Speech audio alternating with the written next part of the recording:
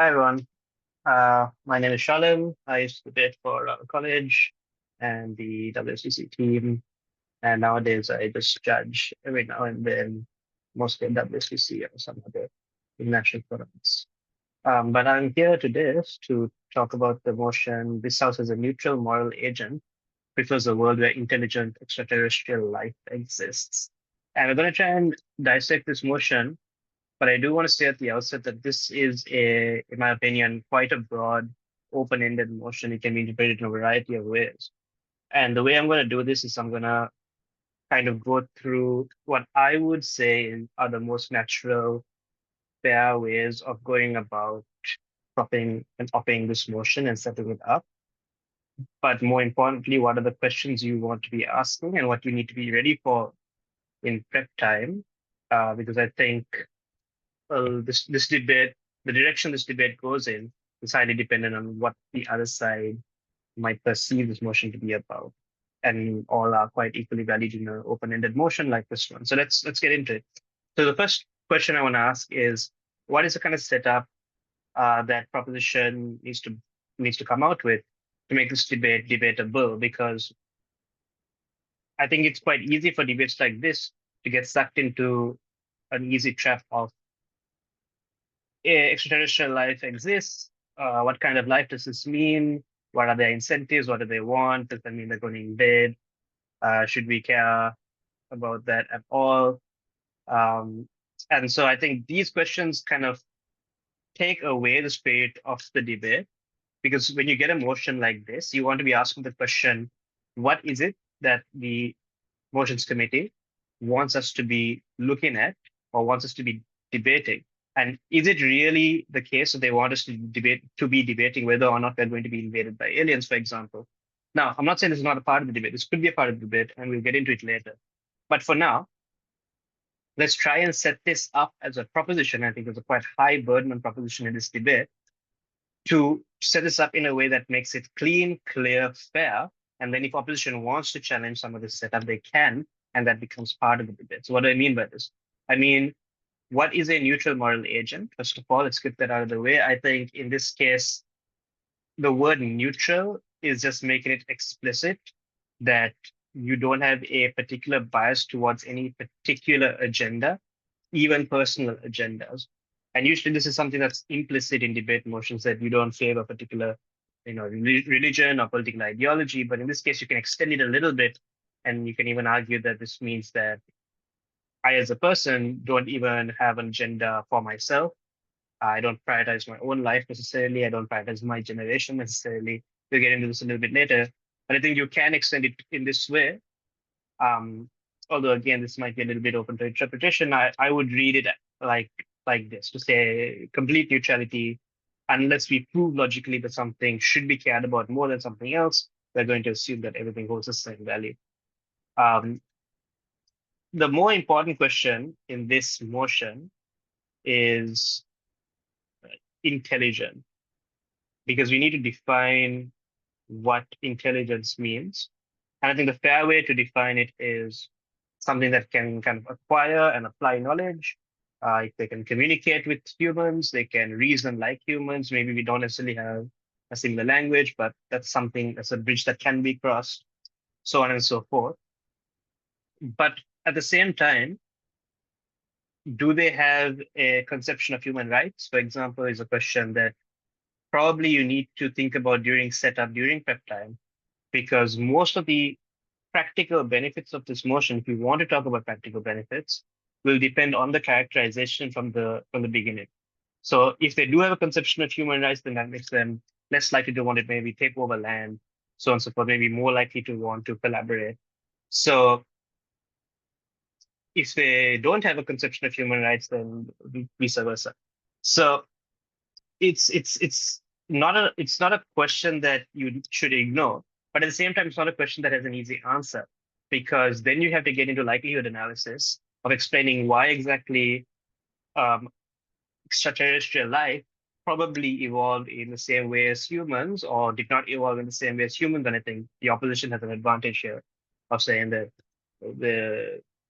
for them to have come up with the same moral framework is quite unlikely, or maybe they're just stuck in a different time period. So they might be more similar to the early 800 model framework that humans had in some part of the world, or maybe they have a model framework that humans will get to in the year 3600. So we don't know, and the likelihood that they are almost exactly at the same kind of moral understanding as humans, and even humans have quite a heterogeneous understanding of human rights.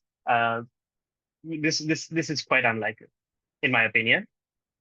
But that is all analysis that comes in argumentation, I think. So if I were a proposition, I would say that this debate is mostly about we assume that these people can this extraterrestrial life can reason like humans, maybe can communicate with humans, but we're not going to assume anything about the nature of their intelligence and their motivations. We are going to argue instead that they have certain motivations and they have certain kinds of conceptions of morals, of ethics, of what they want to do, so on and so forth, motivations. This debate is about these ideas as well, and we're not going to set it up to say that this is the case. That's so I think there's a distinction that needs to be made there. Maybe you don't need to make it explicit in the setup, but that is something that in prep time you should have it very clear in your mind. That is, these are parts of the case that you need to argue for as opposed to assume, because otherwise the debate gets quite messy. Ideally, and we're getting a little bit into clash points here, but that's again something you need to be thinking of a little bit ahead in these kinds of motions. Ideally, you want to be thinking about what are the clashes. And one of the clashes then will be, does it even matter at all what kind of intelligence they have? Can I make a case that is independent of a particular kind of intelligence or a particular kind of motivation? Because this is the best thing you can do as proposition, because you already can see that likelihood analysis is purely speculative, right? You are trying to prove that they think in a particular way and therefore they will act in a particular way and therefore we get certain benefits or harms. It is far better to prove that completely independent of whether or not they have a particular way of thinking, these are the impacts or these are the kind of things that we need to care about as a human species. And it doesn't matter how the extraterrestrial life behaves, we still got to get these harms and benefits, and these are the most important harms and benefits. That will win you the debate, because that is a much more concrete and believable harm or impact than harms or impacts that rely on you first proving that extraterrestrial life behaves in a particular way. Okay, hopefully, I know that's a little bit messy maybe, but hopefully that gives an idea of in prep time, what are the questions I should be asking? All right, if I want to make like arguments based on invasion, on collaboration, so on and so forth, that relies on a particular framework. Can I win the debate independent of that framework? Because that is a lot more certain of a path to victory if I am able to do that. So let's get into some of these arguments. On proposition, I think the argument for why we should hope that extraterrestrial life exists, independent of whether or not they even interact with us at all, are few. So first of all, I think you can argue that it leads to a huge philosophical and existential enrichment of the human species. And what I mean by this, I mean that at the point at which you introduce irrefutable proof that aliens do exist, basically, this challenges a lot of the assumptions that people have philosophically, ethically, existentially, epistemologically. And if you don't understand, all of these different kinds of branches of philosophy, that's okay. They're easy to come up with. It's simply, we don't know that what we believed in is right anymore. So we need to start to question these things. So knowledge production used to be quite human-centric. Is there a way that now we can move away from that? And basically, people started to look towards the stars and wonder about whether or not their place in the universe is as certain as it used to be. And I think both sides, really, proposition and opposition, can agree that this leads to a huge revolution in the philosophical grounding of people. And the difference between the two sides lies in proposition arguing that this is going to lead to good things and a good way of thinking, and opposition will argue that this leads to bad things and a bad way of thinking.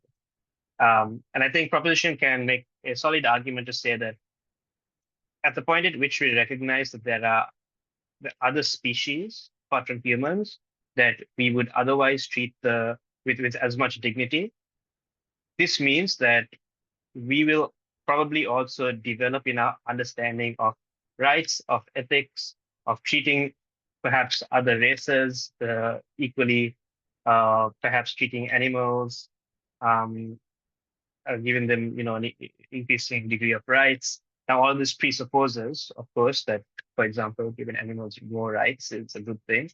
But I think proposition needs to take that stance at the point at which you recognize that aliens exist and then humans are another species, but humans should also be treated quite well, even though the intelligence might not be exactly the same. Then what is the argument then for treating animals really badly? So I think proposition needs to identify that they can't shy away from these kind of burdens. And so proposition would have to argue that this kind of philosophical revolution is a good thing for humanity in general. It is a bit difficult to come up with concrete examples of how exactly it's going to lead to good things. So the different races and the animal rights are just examples I can think of right now, because what you're doing in essence is kind of just coming up with new moral frameworks. And if somebody had done that already, then it wouldn't really, be a new thing.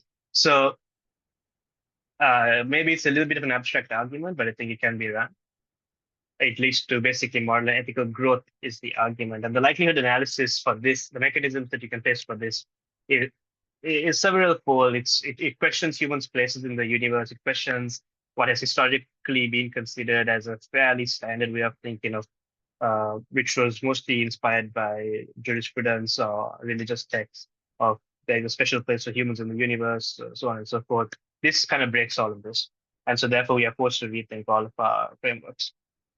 And then you argue that's a good thing because it will lead to more respect towards others, more respect towards human rights, more practical benefits because at the government level and at the religious level, think there will be trickle down effects.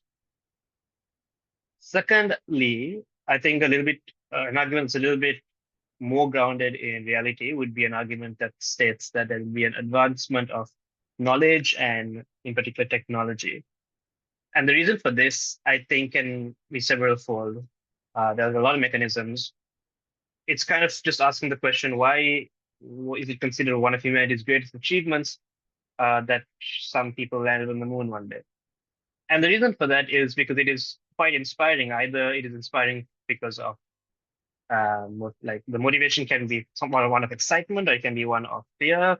But whatever it may be, it drives people to want to know and learn and do more about the outside world. And when I say outside world, I mean outside of planet Earth. So there'll be a curiosity about these extraterrestrial beings, independent of whether or not they even meet us in the first place. There'll be a motivation to try and reach them, to try and perhaps reach the same level of technology as them, if they have a greater level of technology, at the very least, to try and find other extraterrestrial life, because if one exists, why not more? Or at this point, there are two humans and this other extraterrestrial life, so why not more? And you can kind of link it to other huge discoveries that humans have made in the past as it pertains to things on Earth. So when Columbus discovered the Americas, that led to a huge influx of investment and interest in discovering the new world. The same thing when it comes to any natural resource, when it comes to any kind of newfound technology or ways of thinking, people are now excited and they invest their time and energy into it for the hopes of getting something out of it. And you can argue that this is a really good thing for humanity because you get huge knowledge production, you get huge technology production, you get huge interest in these kinds of fields, in physics, astrophysics, so on and so forth. And this is on net a good thing for humanity. And the analysis here can be a little bit more nuanced than this because you're not really producing wealth out of nowhere, obviously. You are making an explicit trade-off to say that funds from some other part of humanity are now just going into science and technology and discovering things outside of outside of Earth, rather. And you are making the value judgment that is a good thing. And so you will need additional analysis for that. You can make the argument that NASA, for example, clearly gets more back from their investment than they lose, and this is generally true because of the pretty cool stuff they discover in outer space and new technologies that they come up with, that they innovate because of the interest in outer space, things like that. So this is a good argument, and you will want to impact it to say that it improves human quality of life on Earth as it is right now, because of the new innovations, because of the new technology. But at the point at which humanity can reach other planets, for example, or they can harvest energy sources outside of this solar system, so on and so forth, this is a massive benefit to most, if not all, of humanity.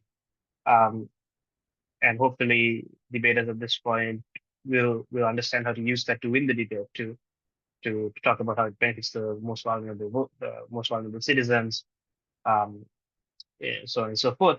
Which incidentally you can apply to the first argument about philosophical and existential enrichment as well, to say that most often when you have a revolution in ways of thinking, those ways of thinking are almost always geared towards benefiting the lowest class. It is often the people who are most marginalized who are then treated better. So this is true from the beginning of humanity.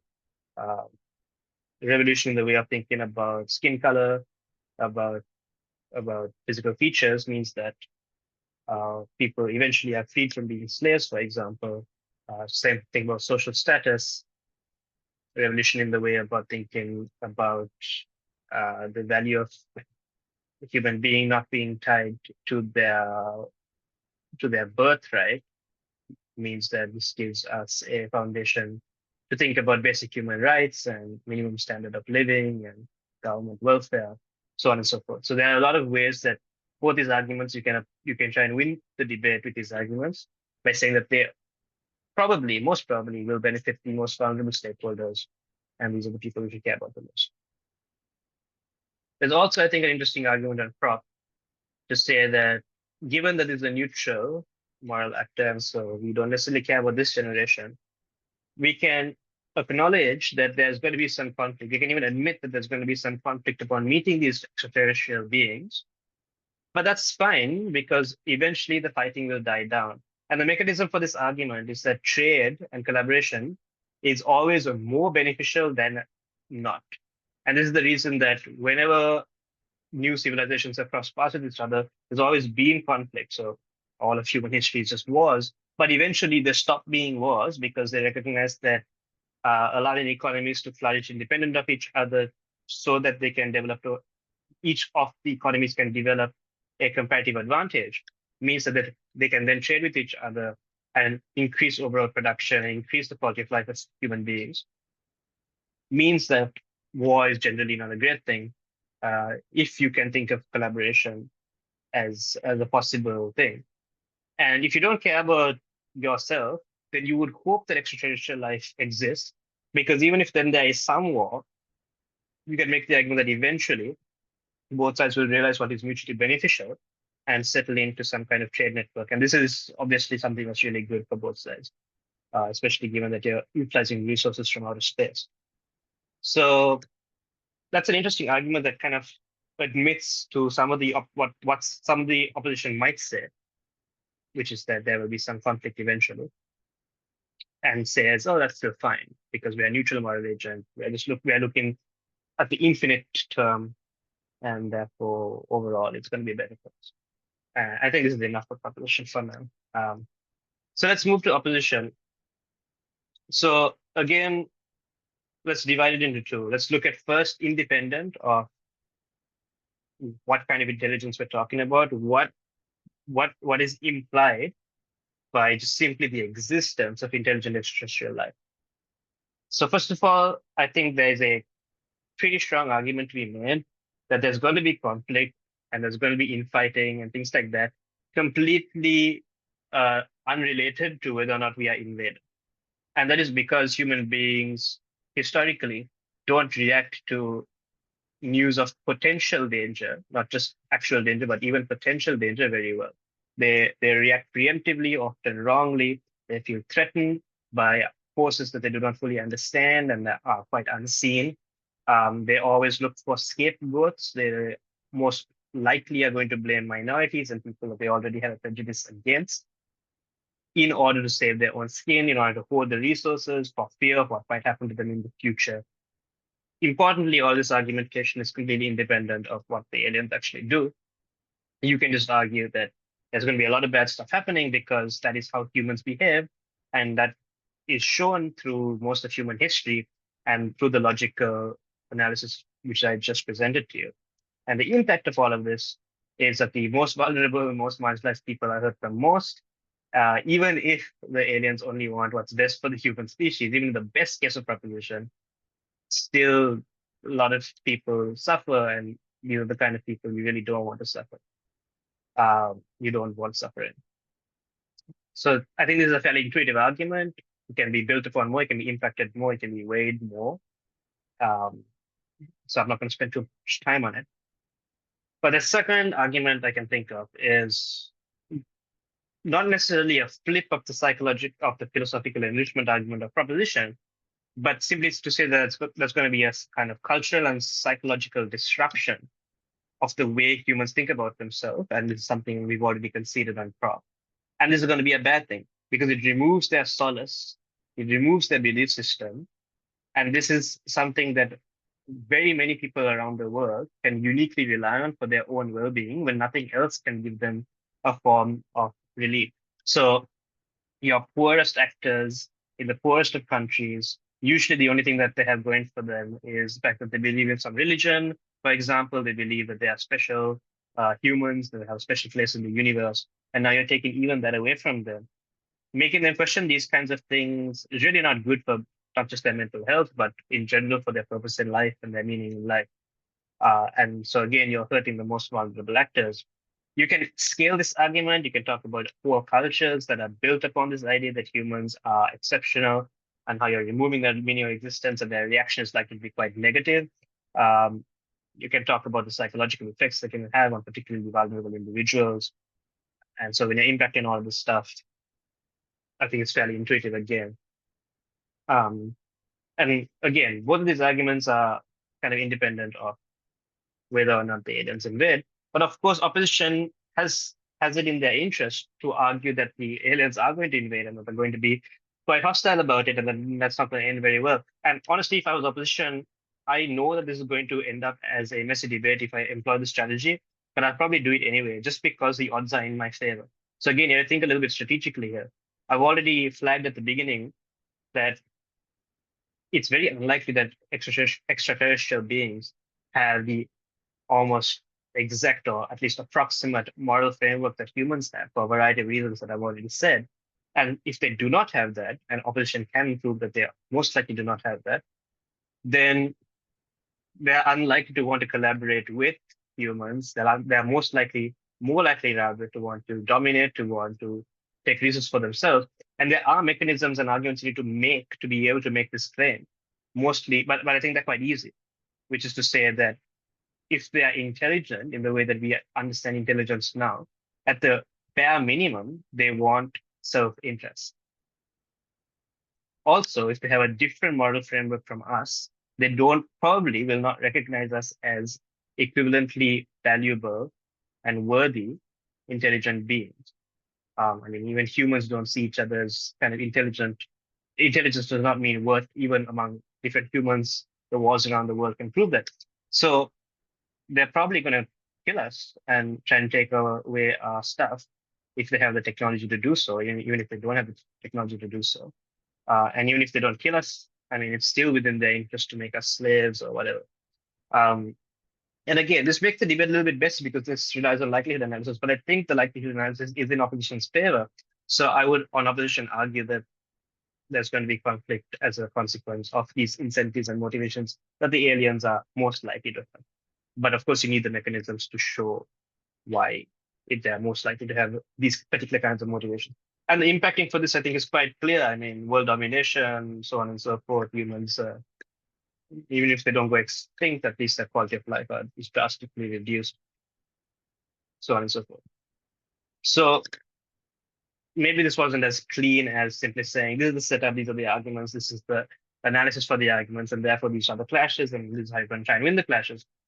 But because this debate is so open-ended and kind of relies a little bit on the conception that proposition opposition have of what extraterrestrial life, intelligent extraterrestrial life means,